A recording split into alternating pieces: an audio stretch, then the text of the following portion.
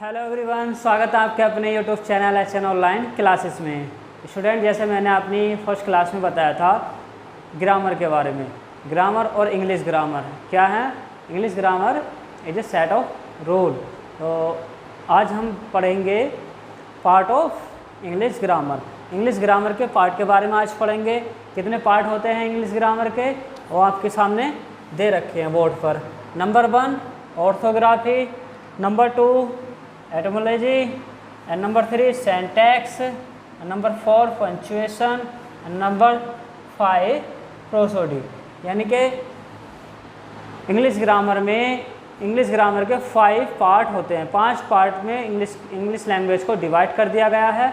5 part में जो आपके ऑर्थोग्राफी, एटमोलॉजी, सिंटैक्स, पंक्चुएशन और प्रोसोडी नाम से हैं। तो नंबर फर्स्ट हम पढ़ेंगे ऑर्थोग्राफी के। नंबर फर्स्ट है ऑर्थोग्राफी। तो ऑर्थोग्राफी में क्या है, हमें जैसे इसमें लिख रखा है, इसके अंतर्गत हमें अक्षरों, लेटर्स का ज्ञान कराया जाता है। ऑर्थोग्राफी सबसे फर्स्ट पार्ट है इंग्लिश लैंग्वेज का जिसमें लेटर्स का ज्ञान कराया जाता है। लेटर्स, अक्षरों का ज्ञान। किसी भी भाषा को सीखने के लिए हमें सबसे पहले उस भाषा के अक्षर, लेटर्स का ज्ञान होना बहुत ज़रूरी है, क्योंकि बिना लेटर्स के, बिना अक्षर के ज्ञान के हम किसी भी भाषा को नहीं सीख सकते। क्योंकि लेटर सबसे छोटी यूनिट होती है और सबसे फर्स्ट यूनिट होती है जिसके ज़रिए से हमें किसी भी लैंग्वेज को सीखा जा सकता है। तो फर्स्ट टॉपिक हमारा ऑर्थोग्राफी। ऑर्थोग्राफी में वर्ण विन्यास, लेटर्स का ज्ञान कराया जाता है, अक्षरों का ज्ञान कराया जाता है। जैसे इंग्लिश में कितने लेटर्स होते हैं? इंग्लिश में लेटर्स होते हैं 26 लेटर्स होते हैं इंग्लिश में, और इन लेटर्स को 2 पार्टों में डिवाइड कर दिया जाता है। नंबर 1 है वोवेल, जिसे हिंदी में स्वर बोला जाता है, और नंबर 2 कॉन्सोनेंट। 1 2 कॉन्सोनेंट, जिसे हिंदी में कहा जाता है व्यंजन। वोवेल्स 26 लेटर्स 2 पार्ट में डिवाइड कर दिए जाते हैं। नंबर 1 वोवेल्स और नंबर 2 कॉन्सोनेंट। तो 20 वोवेल्स होते हैं 5। अब 26 में से 5 माइनस करेंगे, कितने बचेंगे? 21। अगर 5 हमारे वोवेल्स हो गए तो कॉन्सोनेंट कितने बचे? 21। अब वोवेल्स कौन से होते हैं? स्वर। वोवेल्स कौन से होते हैं? ए, ई, आई, ओ, you. A, E, I, O, you को कहा जाता है वोवेल्स। यानी कि 5 इंग्लिश लेटर्स में 5 वोवेल्स होते हैं। और काउंट करके देख लेते हैं। 1 2 3 4 5 6 7 8 9 10 11 12 13 14 15 16 17 18 19 20 21। तो लेटर्स फिर मैं दोबारा रिपीट कर रहा हूँ।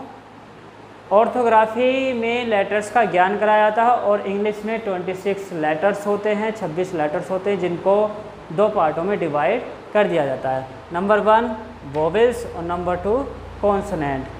वोवेल्स 5 होते हैं, ए, ई, आई, ओ, यू वोवेल्स होते हैं, और बाकी जितने बचते हैं वो कहलाते हैं आपके कॉन्सोनेंट। यानी कि 21 कॉन्सोनेंट हो गए और 5 वोवेल्स हो गए। हमारा एटिमोलॉजी। एटिमोलॉजी शब्द विन्यास, यानी कि ऑर्थोग्राफी में लेटर्स का ज्ञान कराया जाता था और एटिमोलॉजी में वर्ड का ज्ञान कराया जाएगा। वर्ड, शब्दों का ज्ञान कराया जाता है। अब जैसे इसमें लिखा है, इसके अंतर्गत शब्दों के भेद, उत्पत्ति तथा शब्दों के स्वरूप का ज्ञान कराया जाता है। यानी अब शब्दों का ज्ञान कराया जाता है। अब शब्द क्या होता है? शब्द 2 या 2 से अधिक लेटर्स को मिलाकर जिसका एक पूर्ण अर्थ निकले, निश्चित अर्थ निकले, उसको क्या कहा जाता है? वर्ड बोला जाता है।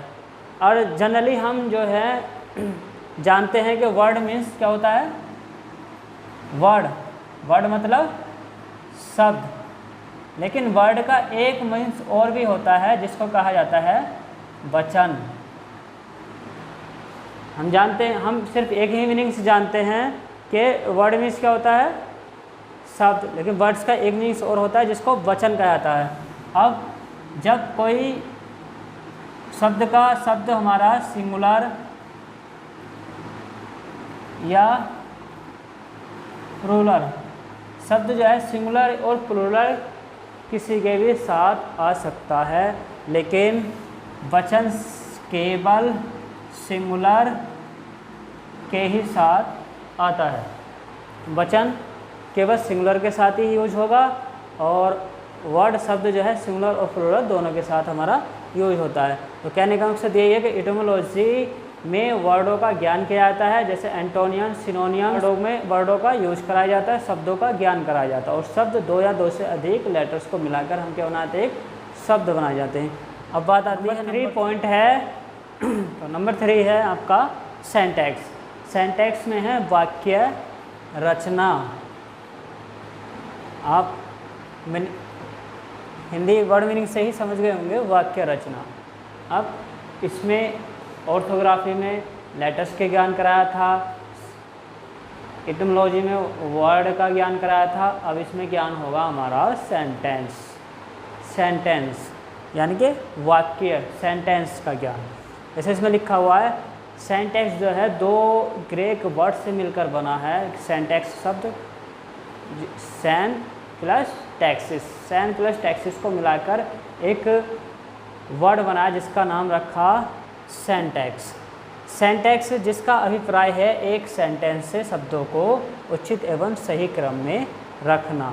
सेंटेक्स का मतलब है कि हमारा जो वर्ड है, एक वाक्य है, उन शब्दों को, वर्डों को एक क्रम वाई रखना, एक सीक्वेंस वाई, एक रूल के फार्मूले के हिसाब से उनको पुटअप करके रख।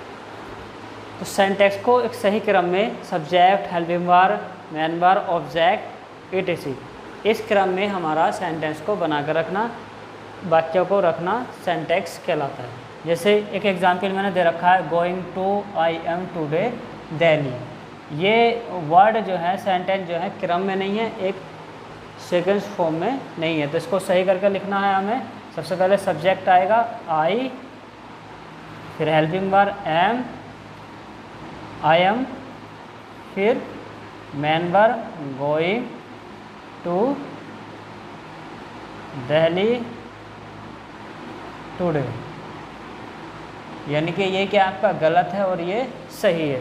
तो सेंटेक्स वाक्य का मतलब है शब्दों का क्रम, एक शब्दों को सीक्वेंस में रखना जिसका कुछ न कुछ निश्चित अर्थ निकले। यानी कि 2 या 2 से अधिक वर्डों का योग जिसका कुछ निश्चित अर्थ हो, एक सीक्वेंस क्या कहलाता है, सेंटेक्स कहलाएगा। सेंटेक्स 2 ग्रीक भाषा से मिलकर बना है, 2 ग्रीक वर्ड से मिलकर बना है, सेन प्लस टेक्स्ट। नंबर 4 है पंक्चुएशन। पंक्चुएशन जैसे कि हम पढ़ते हैं, और एक ये बोर्ड का इसमें क्वेश्चन भी आता है, इंटर में 2 नंबर का क्वेश्चन आता है और हाई स्कूल में भी क्वेश्चन है, इसका एक सेंटेंस दे दिया जाता है। तो पंक्चुएशन वेरी इंपॉर्टेंट। तो 4 पार्ट है इंग्लिश लैंग्वेज का पंक्चुएशन। नंबर 4, पंक्चुएशन में विराम चिन्हों का प्रयोग। जैसे हमें इसके विराम चिन्ह से ही पता चल रहा है, इसकी हिंदी से ही पता चल रहा है, विराम चिन्हों का।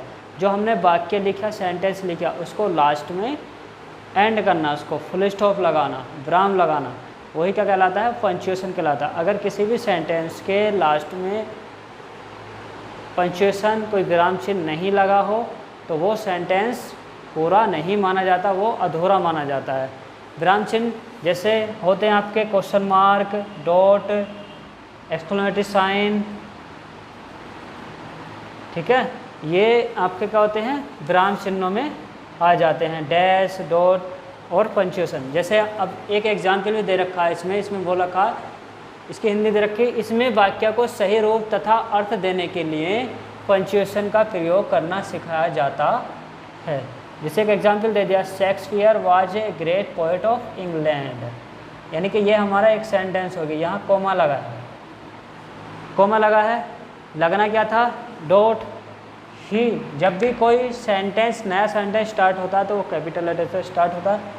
ही has written many love sonnets, his plays are very well known even today. तो इसमें जो हमारी मिस्टेक हैं, गलतियाँ, इसको हम सुधारेंगे। ये हमारा करेक्ट है, वो इनकरेक्ट था, ये आपका करेक्ट सेंटेंस है। तो इसमें क्या क्या, Shakespeare was great poet of England, Shakespeare was great poet of England, ऊपर क्या था, कॉमा, यहाँ सेंटेंस, जब सेंटेंस कंप्लीट होता है अफर्मेटिव तो क्या ऐसा लाया था, डॉट लगाया था। फिर न्यू सेंटेंस जब स्टार्ट होता तो वो कैपिटल लेटर से स्टार्ट होता है, तो ये मिस्टेक थी, यहाँ इसको सही किया हमने, ठीक। Has written many love sonnets, यहाँ कॉमा था, ये एक ही शब्द है तो इसमें डैश लगा के ये लगाया, ये गलती। फिर दूसरा हमारा यहाँ कॉमा था, यहाँ डैश लगाया, डैश यहाँ नहीं यहाँ लगना था, और यहाँ डॉट लगाया। His plays are very well now even today's, मतलब पंक्चुएशन, जो विराम हमारे चिन्ह होते हैं सेंटेंस के लास्ट में जो चिन्ह लगाए जाते हैं, फुल स्टॉप लगाए जाते हैं, उन्हीं को पंक्चुएशन कहा जाता है। और सेंटेंस का पूर्ण अर्थ करने के लिए पंक्चुएशन लगाना जरूरी है, अगर पंक्चुएशन नहीं लगा हुआ होगा तो सेंटेंस अधूरा माना जाए। Number 5 and last, prosody. Prosody छंद शास्त्र, प्रोसोडी का अर्थ अभिप्राय उस विधा से है जो कविता की रचना करना सिखाता है। छंद शास्त्र में जैसे कि आपके मोटाफार, सिमिलरी, इन वर्डों में प्रोसोडी का यूज किया जाता है। ये 5 पार्ट हैं आपके इंग्लिश लैंग्वेज के, इंग्लिश ग्रामर के, जो बहुत ही इम्पोर्टेंट है, वेरी वेरी इम्पोर्टेंट है। इनको समझना है, ग्रामर समझना है। और क्लास बाय क्लास पूरा कंप्लीट ग्रामर का कोर्स कराता रहूँगा, उसको आप अपने नोट्स बना कर रखिए, बोर्ड एग्ज़ाम के लिए बहुत इम्पोर्टेंट रहेंगे। मैं हाई स्कूल का कंप्लीट कोर्स कराऊंगा, रीडर का भी और ग्रामर का भी। और जितने स्टूडेंट हमारे पढ़ने वाले हैं, मेरे कॉलेज के पढ़ने वाले हैं, उनसे मैं रिक्वेस्ट करता हूं कि जितनी भी क्लासें में ग्रामर के लिए हूँ उसको नोट्स बना कर तैयार रखें, क्योंकि जिस टाइम वो छुट्टियों के बाद क्लास में प्रेजेंट होंगे मैं उनके सारे नोट्स चेक करूँगा। और बाकी से भी रिक्वेस्ट करता हूं कि अपनी अच्छी स्टडी के लिए, तैयारी के लिए मेरी वीडियो को ज़्यादा से ज़्यादा देखें, लाइक करें, शेयर करें और कमेंट करें।